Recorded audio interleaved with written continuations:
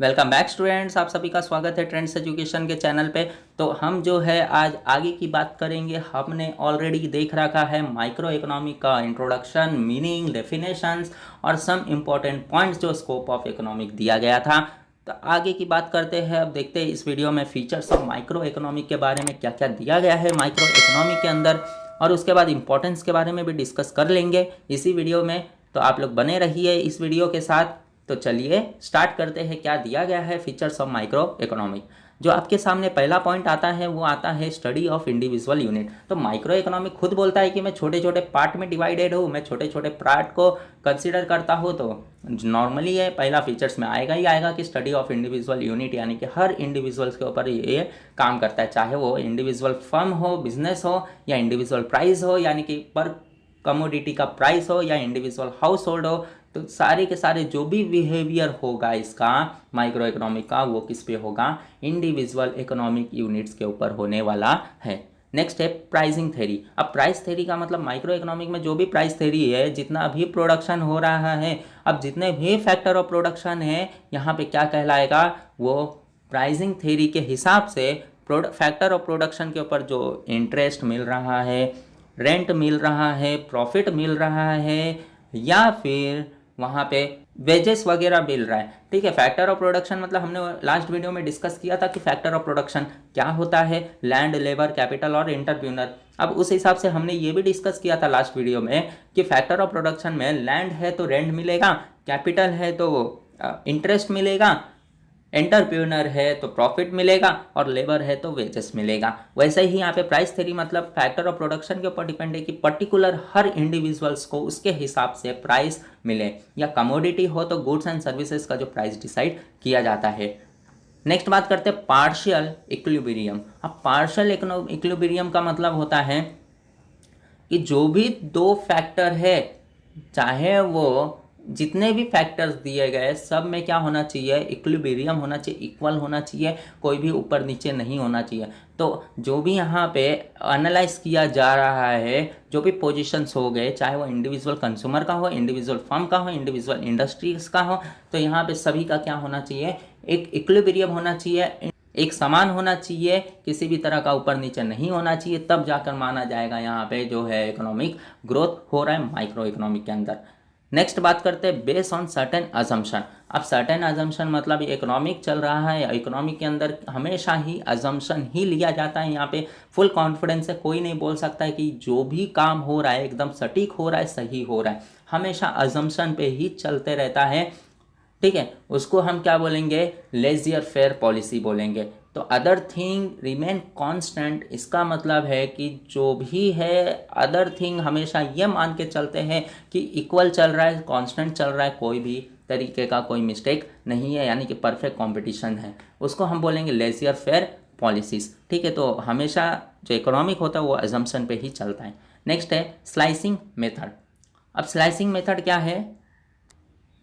तो जितने भी माइक्रो इकोनॉमी क्या बोलता है कि मैं जो भी काम करता हूँ छोटे छोटे यूनिट्स में काम करता हूँ। तो स्लाइसिंग मेथड भी वही बोलता है कि जो भी इकोनॉमिक है सबको क्या कर दिया है? होल इकोनॉमिक को स्प्लिट कर दिया है छोटे छोटे स्मॉल इंडिविजुअल यूनिट्स के अंदर, और छोटे छोटे पार्ट में डिवाइड कर दिया है। और जो भी पढ़ाई होगी, स्टडीज़ होगी, वो डिटेल्स में होगा ऐसे छोटे छोटे यूनिट्स के ऊपर। वही स्लाइसिंग मेथड कहता है। अगला जो दिया गया है यूज ऑफ मार्जिनलिज्म प्रिंसिपल। अब मार्जिनलिज्म प्रिंसिपल का मतलब क्या है यहाँ पे? तो जितने भी माइक्रो इकोनॉमी को एनालाइज किया जाता है वो मार्जिनलिज्म के हिसाब से एनालाइज किया जाता है। मार्जिनलिज्म का मतलब है चेंजेस जो भी आ रहा है इकोनॉमिक के अंदर, इसके बारे में बोला गया है। तो जो भी स्टडीज़ होगा वो चेंजेस के बारे में बताया जाएगा। मार्जिनल जो है चेंजेस के बारे में एनालाइज करेगा, और अगर एनालाइज कर रहा है चेंजेस के बारे में, चाहे वो प्रोड्यूसर हो, कंज्यूमर हो, या कोई भी अदर इकोनॉमिक डिसीजन लिया हो, या अदर इकोनॉमिक प्रिंसिपल्स हो, उसके बारे में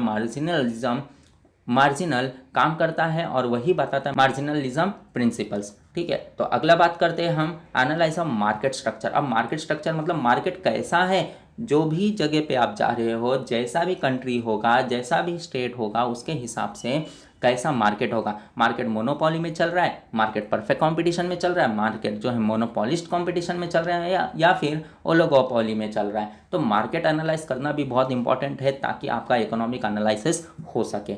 नेक्स्ट है लिमिटेड स्कोप। अब लिमिटेड स्कोप का मतलब क्या बताया गया है कि कितना भी माइक्रो इकोनॉमिक को बढ़ा चढ़ा के करो, लेकिन इसका क्या होगा, स्कोप हमेशा लिमिटेड ही होगा। यानी कहीं ना कहीं जाके ये स्टॉप होने वाला है। चाहे वो इन्फ्लेशन की बात करे, डिफ्लेशन की बात करे, बैलेंस ऑफ पेमेंट की बात करे, पॉवर्टी की बात करे, अनएम्प्लॉयमेंट की बात करे, पॉपुलेशन की बात करे, या फिर इकोनॉमिक ग्रोथ की बात करें, कहीं ना कहीं ये जाके वहाँ पे माइक्रो इकोनॉमिक काम नहीं करेगा और दूसरा इकोनॉमिक फैक्टर को अपॉइंट करना पड़ेगा।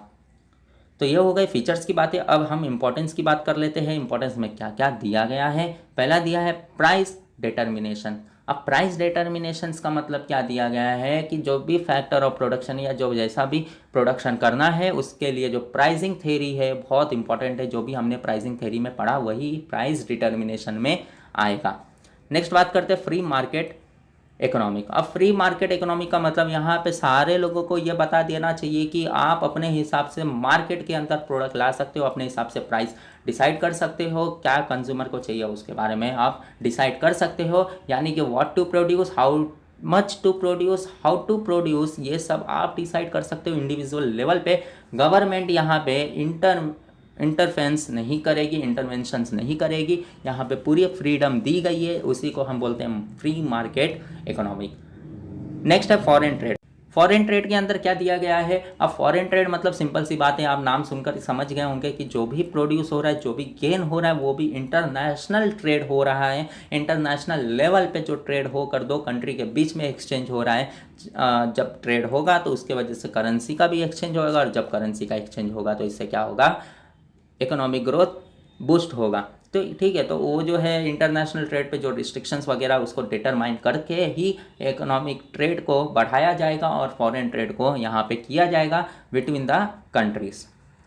नेक्स्ट है इकोनॉमिक मॉडल बिल्डिंग। अब इकोनॉमिक मॉडल बिल्डिंग का मतलब क्या है, जो माइक्रो इकोनॉमिक काम करता है वो किस पे करता है, वो छोटे छोटे पार्ट पे करता है, जिसको बोला गया एक कॉम्प्लेक्स इकोनॉमिक सिचुएशंस के अंदर माइक्रो इकोनॉमिक ही काम करेगा, माइक्रो इकोनॉमिक नहीं करेगा। ठीक है, तो चाहे वो छोटे छोटे कंसेप्ट पे डेवलप करना हो, चाहे वो टर्मिनोलॉजीज हो, टूल्स ऑफ इकोनॉमिक एनालिसिस हो, छोटे छोटे पैमाने पे इकोनॉमिक को एनालाइज करना है, तो वो कौन काम करने वाला है, माइक्रो इकोनॉमिक काम करने वाला है, माइक्रो इकोनॉमिक काम नहीं करेगा। नेक्स्ट है बिजनेस डिसीजन। अब बिजनेस डिसीजन मतलब micro economic factor of production को डिसाइड करने में मदद करता है, कंजप्शन को डिसाइड करने में मदद करता है, टेक्नोलॉजी को डिसाइड करने में मदद करता है, कितना आउटपुट आएगा, कितना प्राइस प्रॉफिट होगा बिजनेस को, ये सब डिसाइड करता है माइक्रो इकोनॉमिक। तो सिंपल सी बात है कि बिजनेस के डिसीजन को भी यही बढ़ावा देता होगा, माइक्रो इकोनॉमिक ही।